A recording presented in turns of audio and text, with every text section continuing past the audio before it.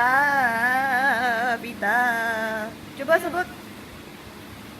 Kenapa kamu tidur pula? Saya ajak kamu. Hah? Ngantuk. Ngantuk? Kenapa ngantuk? Saya ajak kamu sekarang. Tak penatlah saya. Cara lain ada tak? Cara lain. Okeylah, mari. Saya tunjuk kamu satu video yang menarik. Mari.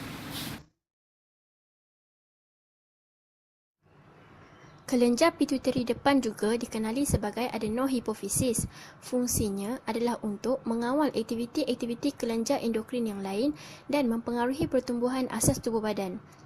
Kelenjar pituitari terletak di bawah otak manusia dan ianya berbentuk kecil. Walaupun ianya merupakan organ yang kecil, ia merupakan raja kepada seluruh kelenjar yang memproduksi hormon pada tubuh manusia. Antara hormon yang dihasilkan oleh pituitari depan adalah hormon pertumbuhan, hormon prolaktin, hormon perangsang tiroid, hormon adrenokortikotrofik, hormon perangsang folikel dan juga hormon penglutin. Bagi hormon yang pertama iaitu hormon pertumbuhan, fungsinya dikatakan adalah untuk merangsang pertumbuhan di peringkat kanak-kanak dan penting dalam mengekalkan keadaan badan yang sihat bagi kalangan orang dewasa. Semasa peringkat dewasa, ianya penting untuk mengekalkan jisim otot serta tulang. Pertumbuhan manusia terjadi dalam dua jangka masa. Pertama, daripada masa seseorang itu lahir sehingga mereka mencapai tahap matang. Dan yang kedua, pertumbuhan mendadak semasa zaman remaja diikuti dengan perkembangan seksual. Kekurangan rembesan hormon ini akan merencatkan pertumbuhan dan menghasilkan manusia kerdil. Individu-individu kerdil selalunya mempunyai kecerdasan yang normal dan pembahagian tubuh badan normal. Tetapi ia berkemungkinan mengalami perencatan pasangan seksual dan ia berkemungkinan mempunyai ketinggian 3 atau 4 kaki sahaja. Jika berlaku lebihan rembesan sebelum matang, ia akan menghasilkan individu gegasi yang mungkin setinggi 8 atau 9 kaki. Namun begitu, individu gegasi ini mempunyai kecerdasan yang normal. Tetapi ia juga mengalami kecacatan dalam sistem saraf yang dikenali sebagai agromegali. Hormon kedua pula adalah hormon prolaktin.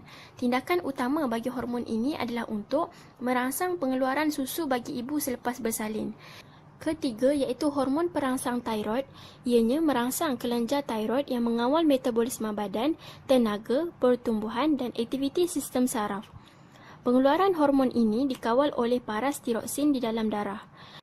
Hormon seterusnya pula iaitu hormon adrenokortikotrofik. Hormon ini merangsang dan meregulasi pengeluaran hormon oleh korteks adrenal. Jika hipotalamus mempersepsi terdapat tekanan, ia akan merembes bahan yang dikenali sebagai faktor pembebas kortikotrofin. Seterusnya, hormon yang terakhir adalah hormon perangsang folikel dan juga hormon penglutin. Hormon perangsang folikel adalah untuk merangsang perkembangan sperma dalam testikel lelaki dan perkembangan ovum atau sel telur dalam ovari wanita. Dalam wanita, hormon ini juga menyebabkan folikel mengandungi ovum matang. Manakala hormon penglutin pula merangsang pengeluaran hormon-hormon seks oleh gonad iaitu estrogen pada wanita dan androgen pada lelaki. Hormon ini juga berperanan secara langsung bagi merangsang perkembangan dan pengeluaran susu daripada kelenjar memari wanita. Secara keseluruhannya jelas menunjukkan pituitari depan mempunyai pengaruh yang kuat ke atas tingkah laku berbanding dengan kelenjar-kelenjar endokrin yang lain. Pengaruhnya yang dominan ke atas korteks adrenal dan hubungan suap baliknya dengan medula adrenal mempengaruhi keupayaan dan kekuatan seseorang individu dalam menghadapi tekanan. Interaksi pituitari depan dengan kelenjar tiroid pula menentukan paras metabolik individu. Perkembangan seksual yang normal ataupun tidak juga bergantung kepada cara bagaimana pituitari depan mengawal aktiviti gonad. Perkembangan seksual yang normal atau tidak ini pula secara tidak langsung akan mempengaruhi personaliti individu tersebut. Dan yang terakhir sekali, keadaan fizikal seseorang juga bergantung kepada hormon pertumbuhan daripada pituitari depan. Ketidaknormalan saiz badan seseorang individu akan mempengaruhi kesan yang mendalam ke atas personaliti individu tersebut. Jadi, pituitari depan sememangnya mempunyai peranan yang penting dalam tingkah laku.